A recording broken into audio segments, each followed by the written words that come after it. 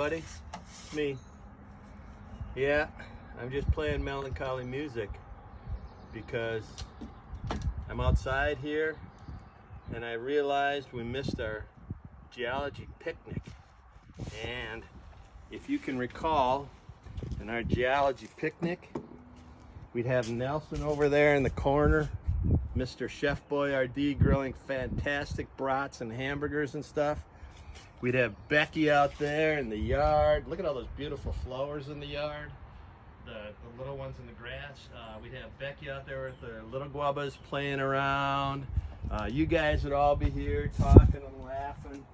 And we'd be doing our club officers and field geologists and rocks award and stuff. But we'd also be looking at some rocks. So I thought you guys might enjoy this as kind of a graduation present. I set up 43 samples out here and I thought we could go look at them, so follow me.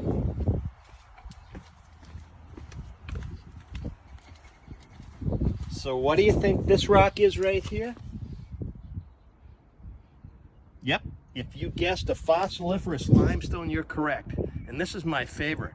It's Archean age, and it's got trilobites in it, and it's got ammonites in it, and it's got plesiosaur bones in it, and I even found a woolly tooth fossil in it. And it's about 2 billion years old. It's really, really one of my favorite rocks. How about this one right here? I'm sure you all know what that is.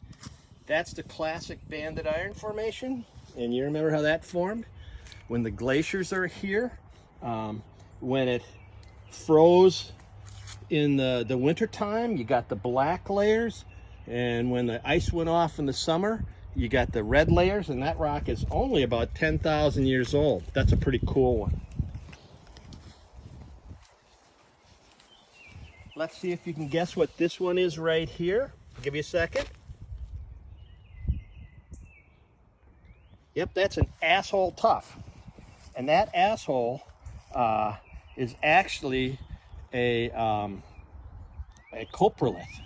That came out of a dinosaur. And it was a big dinosaur, and too bad it wasn't a little rounder for that dinosaur. Here's another one, number 4. We only got 39 left to go. And I particularly want you to see that big crystal. And this is from the Wolf River batholith. And you all know that that crystal is riebeckite. It's a sodium amphibole. It's in the monoclinic system. It's got a 2M crystallography, 1 axis of 2-fold rotation, and 1 mirror plane. And some of these that I've seen up in the Wolf River batholith are up to the size of a shoebox. Remember that Wolf River batholith formed when stuff came off the core of the earth, traveled all the way through the mantle, digested some carbon along the way. There's probably even, plants in there and stuff like that, and formed that great big riebeckite crystal. Boy, there's so much knowledge I want to get to you guys, but we're running out of time. But I want to tell you a story, and I'm going to school. Oh, hi again. So, since you're graduating, I thought I would take the honor of giving you one last lecture. Actually, it's one more story, but I feel a little more comfortable downstairs in my lab. Oh, when you guys remember me, and by the way, I'll be graduating in just a few years, i.e. retirement. Remember this picture. That's what I should look like. So here we are heading downstairs. We're still up in the faculty hallway. Y'all remember Dr. Nelson Ham? He's a really nice guy, great guy. Just don't confuse an oxbow lake with a circle or a meander. Just don't do it. Then he's not a nice person. Okay, so I'm heading to my favorite room in the world, the petrology lab. We've got our masks on. We have to because we're in a quarantine type situation, but not really a lockdown a bit. Safety measures anyway for COVID. But I wanted to point this out over here. You folks might remember this location. This belongs to Dr. Becky McKean, and like Nelson, she's a really good person, but don't call them water dinosaurs. They're plesiosaurs. Do not do that. Okay? So I gotta just do a little bit of work in here. Give me a second.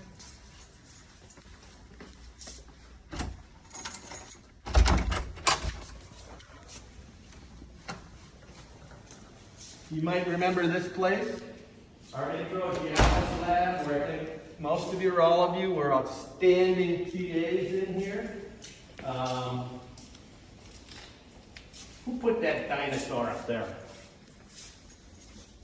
How do those rascals get in here? I don't see volcanoes in here, dang it.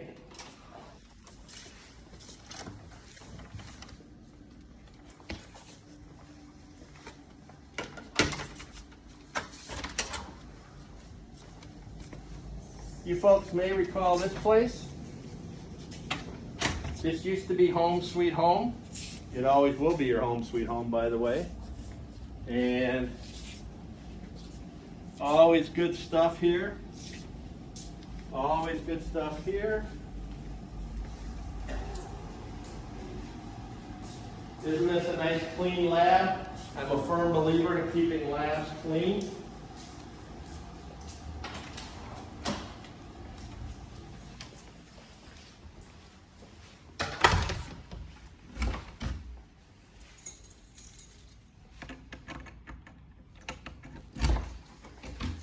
It figures I don't have a key for this lab. You guys all can get in, but I can't. What's new?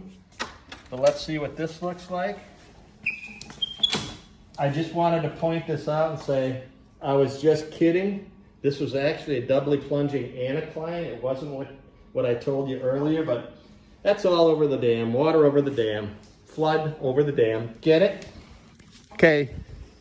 So, coming down this way. Coming down this way.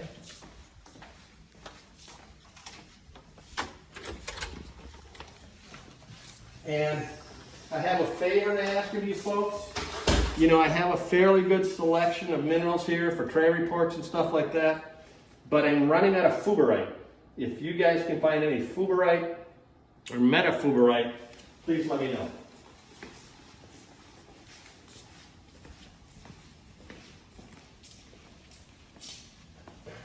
Okay, so here's the last lecture. By the way, cameraman, can you swing around the room real quick?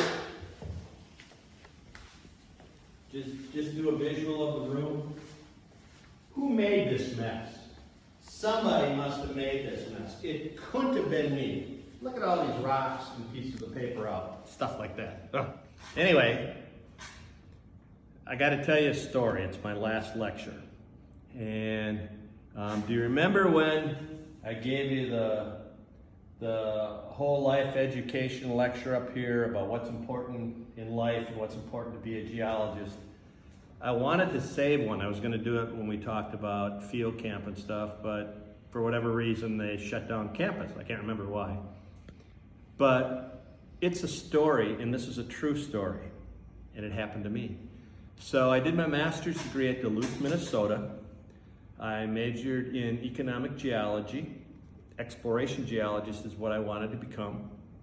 And when you're doing a master's degree, you have to pick a committee.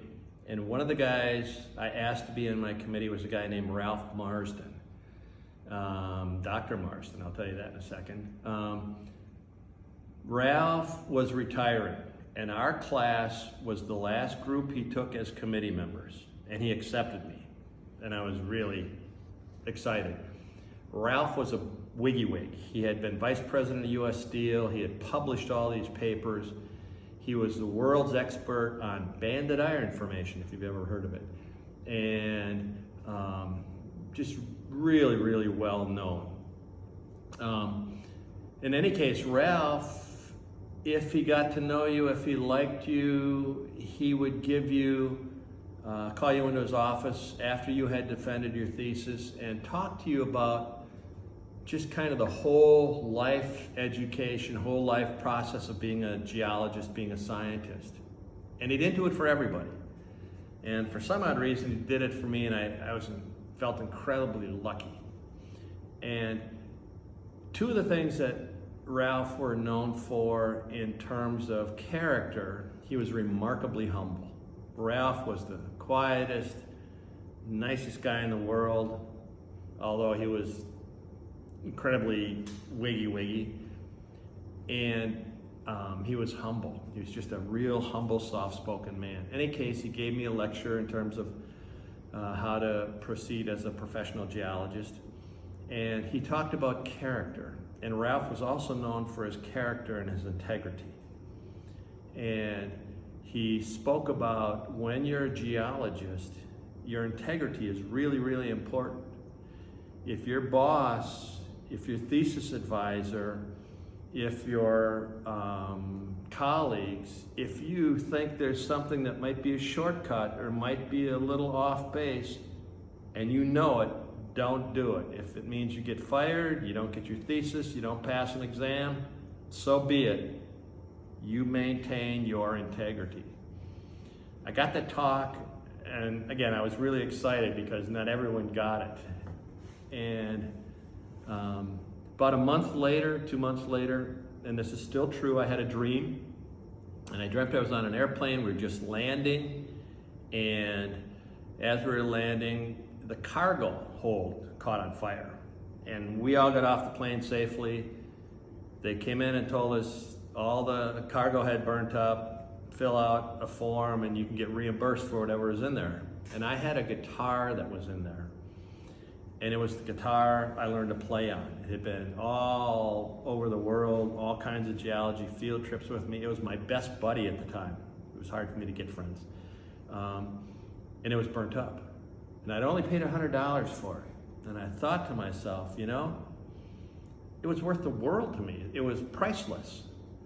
Maybe I'll just put in for $1,000 and get a really good guitar, and it still doesn't make up for the one that I had that I paid $100 for. And Ralph showed up, and all he said was, Tim, a lot of money will come and go through your hands in your lifetime, but you only have your integrity once. And I woke up, and I knew exactly what he meant. And it's so vivid to me, that dream. I can still see the location I was at and the clothes he was wearing. Fast forward, I was doing my PhD at Michigan State. Myself and 3 or 4 other graduate students were giving talks in San Antonio, staying together in a hotel room. Went down there, went to the meeting, and I ran into Ralph. And again, he was never Ralph to me, he was Dr. Marsden. And he was so well known at that meeting, one of the more famous geologists in all of the United States. And I saw him in the hallway. And I said, hi, Dr. Marsden, how you doing? He said, humble fashion, Tim, it's so gracious of you to recognize me and remember me. Would you have time for a cup of coffee? And I'm thinking, are you kidding? That's like the Pope saying, do you have time for a cup of coffee? And so we had a cup of coffee, and we just talked in general about what we've been doing, et cetera, et cetera. Ralph at this time, I think, was 72, maybe 74 years old. And later that night, I went out with the grad students for coffee. That's right. We went to a bar for coffee. And about 11:30ish, I had to give a talk the next day. I said, I'm heading home. And they said, okay, we'll meet you back at the room. So I took off. I'm heading home. I'm crossing the street, and I find a wallet. And it's got $373 in it. And again, we didn't have any money. We weren't sure we had coffee money for that night. So I went back to the room. I was practicing my talk. The 2 or 3, 4 guys came back.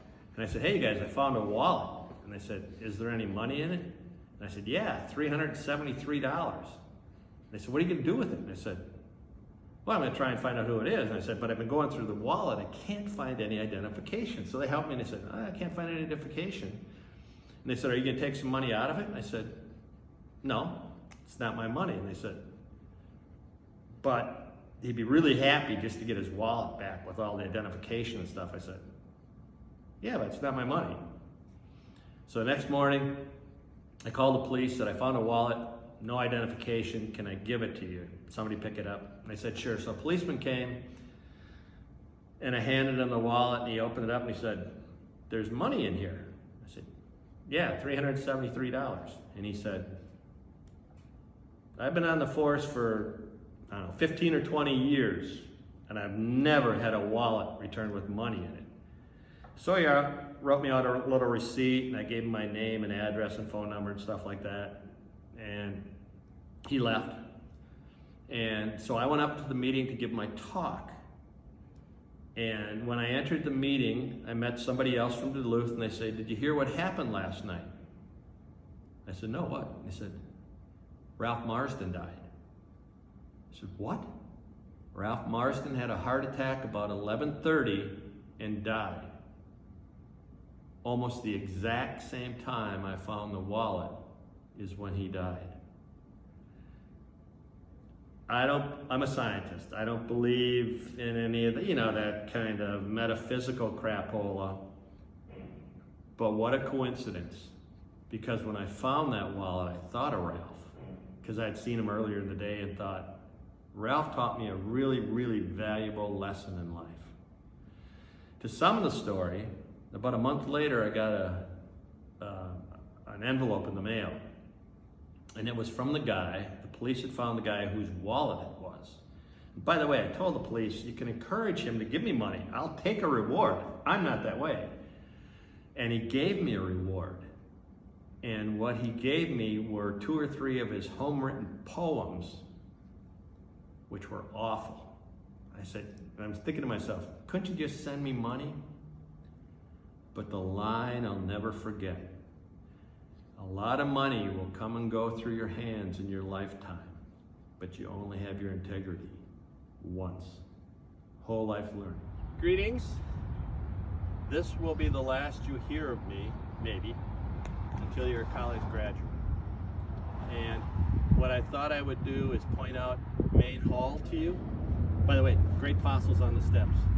No, but I wanted to say something actually a little bit serious.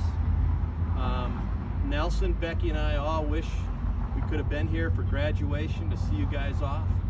It's a precious time for us as well, and it's a sad time for us, mostly for us, when you guys all graduate. But I wanted to leave you with a poem. Of course, I'm Irish, I gotta recite a poem. And actually in graduation, folks don't get the poem, but here it goes.